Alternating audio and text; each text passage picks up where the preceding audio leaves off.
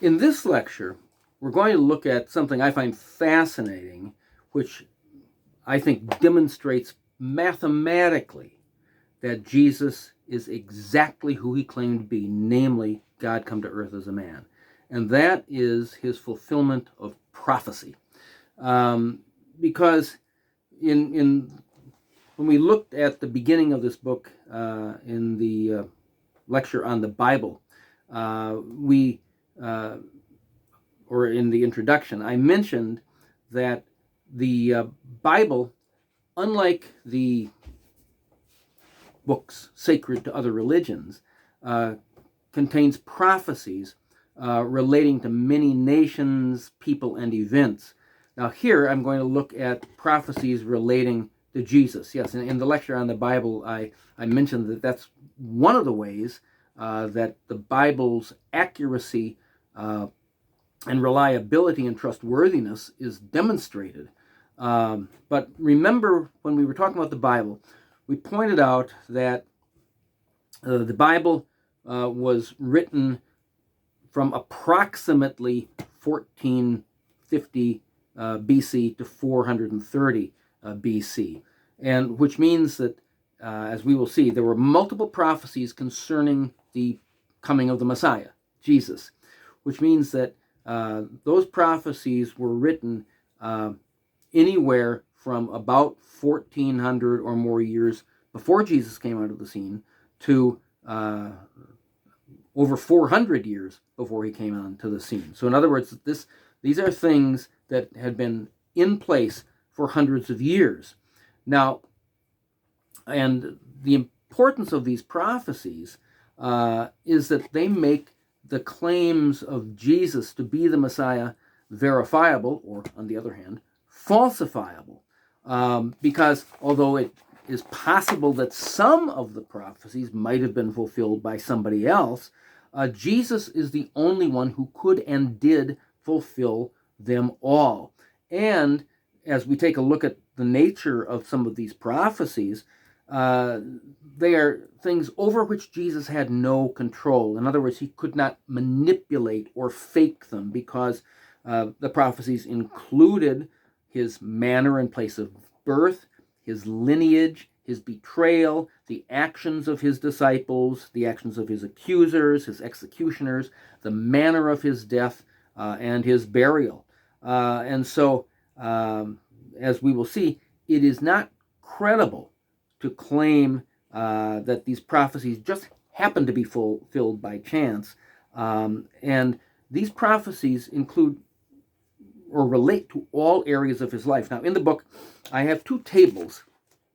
One, a list of prophecies concerning the nature of his life and ministry, and another table, prophecies relating to his death and burial. And there are more prophecies than just these in the Bible, but I have 31 prophecies relating to his life and ministry, including he'd be born of a virgin, he would be called the Son of God, he would be of the seed or line of Abraham, he would be of the line of Isaac, the line of Jacob, of the tribe of Judah, the line of Jesse, from the house of David. So in other words, this is like an address. It's specifying who this Messiah is. So in other words, anyone in the world not born of the seed of Abraham, of the line of Isaac, Jacob, the tribe of Judah, is not qualified. Jesus meets all of these. He would be born at Bethlehem. He would be called Emmanuel. He'd be called, the Lord. He'll be a prophet, priest, judge, and king. He'd be preceded by a messenger, John the Baptist. And he would perform miracles. He would teach in parables. He would be rejected by his own people, the Jews. He would rise from the dead, ascend to the Father, and so on. And then prophecies, I list 25 prophecies relating to his death and burial, including the fact that he would be betrayed by a friend. He would be betrayed for 30 pieces of silver. Money would be thrown in the house of God, but it would be taken and used to buy a potter's field. He would be forsaken by his disciples. He would be silent before his accusers. He would be mocked, beaten, and spat upon. His hands and his feet would be pierced. He would die with other transgressors. Lots would be cast for his clothes. He would suffer thirst. He would be given gall and vinegar to drink. He would cry out when he's forsaken by God. His bones would not be broken, though. His side would be pierced. His heart would be broken. Darkness would cover the land. And he'd be buried in a rich man's tomb. And again, all of these things were prophesied hundreds of years beforehand, and they all were fulfilled in Jesus. Now, one of the most fascinating prophecies, I think, is found in Genesis 15, verses 1 through 18. There, God was ratifying the covenant that he made with Abraham, then called Abram. And he said God said to Abram that you will certainly possess the land that God promised him, the land of Israel. And Abraham said in Genesis 15, verse 8, "O Lord God, how will I know that I will possess the land?" Well, to assuage Abram's doubts, God told him to bring certain animals. Now, Abram knew exactly what was going on, because today, if one wants to enter into a solemn agreement or covenant with somebody, typically you'll go to a lawyer's office, the lawyer will draw up the agreement, and both parties will sign it in front of witnesses. They didn't do that back in the ancient Near East when Abram lived. There, if a covenant was going to be entered into between two people, they would state the blessings and the curses of the covenant, and then they take some animals, they kill them and cut them in half, and then typically either both parties or the weaker or smaller of the two would walk kind of in this fashion between the pieces of the dead animals. What they were doing was signifying, if I break this covenant, then may I become just like these dead animals. Now, in Genesis 15, Abram cut the animals in half and laid them side by side. But only God passed through the animals in symbolic form, the form of a smoking oven and flaming torch. He passed through the animals. Now, he passed on his own behalf and was telling Abram, if I violate this covenant, if what I said doesn't come true, then may I, God, become like these dead animals. But he was also passing, because he was the only one who passed through, and he was the greater party, God was passing through the animals on behalf of Abram. And what he was saying was, Abram, if you or your seed, your offspring, violate this agreement, may I, God, not you, become just like these dead animals. And now, so God was acting out this covenant, which was also a prophecy. But approximately 2,000 years later, on a hill called Calvary, God did it for real in the person of Jesus Christ. And what makes the prophecy of Genesis 15 so amazing is the detail of its fulfillment. And again, remember, this was written about 1,400 years before Jesus appeared on the scene, and related to Abram, who lived about 2,000 years before Jesus came onto the scene. Now, when Jesus was crucified, just as the animals were killed, so was Jesus. But remember, the animals were not merely killed, but they were cut in two. Now, Matthew 27, verse 51 tells us that when Jesus died, quote, the veil of the temple was torn in two from top to bottom, end quote. Hebrews chapter 10, verses 19 and 20 tell us the meaning of that. Hebrews says, we have confidence to enter the holy place by the blood of Jesus, by a new and living way which he inaugurated for us through the veil, that is his flesh. The veil being rent in two from top to bottom was showing us that on the cross, Jesus Christ fulfilled the Abrahamic covenant.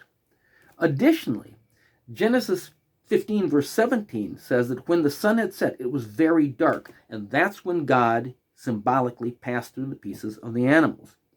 Well, on the cross, Matthew 27 verse 45 tells us that from the 6th hour, darkness fell upon all the land until the 9th hour, when Jesus was on the cross. Now, what's the significance of that? The judgment of sin is eternal separation from God, otherwise known as hell. Now, hell is described in various places in the Bible as outer darkness. Now, the darkness of the sky when Jesus was on the cross was a sign of God's judgment on the sin that Jesus was bearing. That darkness of the sky was symbolizing the outer darkness of hell itself. Now remember, since the essence of hell is separation from God, when Jesus cried out from the cross, my God, why have you forsaken me?" That's telling us he was actually experiencing hell itself. Now, and think about this. Jesus did not just experience one hell, but he experienced eternities in hell, the eternity in hell that you deserve, and that he deserves, and that she deserves, and that I deserve. Millions of eternities in hell were all compressed onto Jesus in the time that he was on the cross. That is beyond my ability to comprehend, but that's what happened. That's what was going on there. And these events did not happen by coincidence, and they could not have been faked, since no one could control the weather when Jesus was on the cross, or cause the veil of the temple to rip in two. The only reasonable explanation is that the God of the Bible exists. He knows the end from beginning and was using prophecy and its fulfillment to demonstrate his reality and to verify who Jesus is. He was using it to confirm the truth of the gospel. But there's more to prophecy even than that. Probability analysis demonstrates that it is mathematically impossible for the multiple prophecies concerning Jesus to have been fulfilled by chance. Now, several years ago, mathematics and astronomy professor named Peter W. Stoner took 8 of the prophecies concerning Jesus, namely that he would be born at Bethlehem, that he had a forerunner to prepare the way, that he entered Jerusalem on a donkey, that he was betrayed by a friend, causing wounds in his hands. He was betrayed for 30 pieces of silver, and the betrayal money was cast into the house of the Lord to go to a potter. He was oppressed and afflicted, but remained silent before his accusers, and had his hands and feet pierced. Now, in a class of Professor Stoner's at Pasadena City College, they ran a probability analysis, first coming up with reasonable and conservative estimates as to the chance of one person fulfilling each of the 8 prophecies.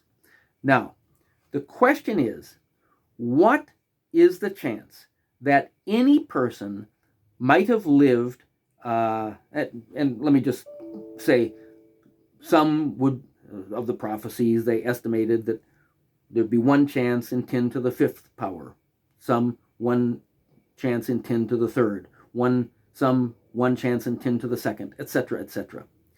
Well, but what the question is, what are the odds that any person might have lived from the day those prophecies were made to the present time and fulfilled all, that one person fulfilled all 8 of them? The answer they came up with when they did the math was the chance that any man might have lived down to the present time and fulfilled all 8 prophecies is 1 in 10 to the 17th power. Now, what does that mean?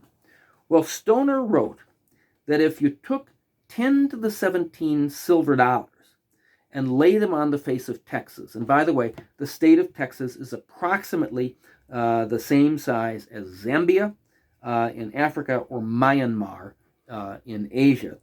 They're all about the same size. So you take 10 to the 17th silver dollars, which are about that big, and you lay them on the state of Texas.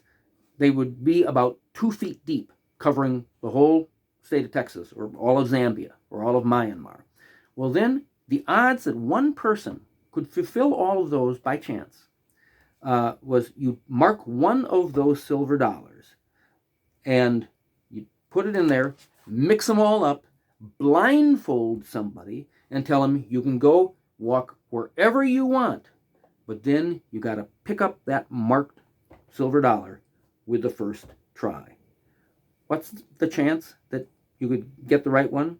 Well, it's the same chance as you would have of one man fulfilling all those 8 prophecies, provided they only used their own wisdom. I mean, that tells us that God inspired the writing of those prophecies to a definiteness which lacks only one chance in 10 to the 17th power of being absolute. But Stoner went on. He looked at 48 prophecies and did the same kind of probability analysis. There, the chance that anyone could fulfill 48 of the prophecies came up to one chance in 10 to the 157th power. What does that mean? 10 to the 157th is equivalent to the number of electrons comprising 500 solid balls of electrons, each ball having a diameter of 6 billion light years.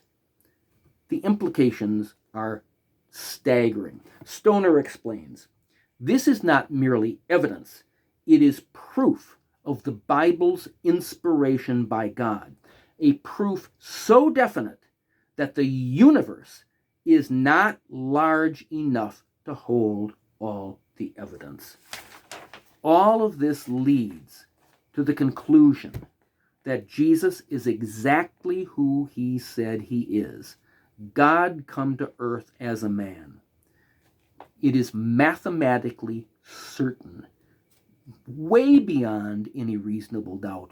As Stoner points out, probability analysis of fulfilled prophecy indicates that God had to have designed the Bible, and the universe itself is not large enough to contain all the evidence. So the implication, or one of the implications, as I mentioned in an earlier lecture, is that since Jesus accepted and believed in the historicity of the Bible, that the Bible is, in fact, correct and reliable.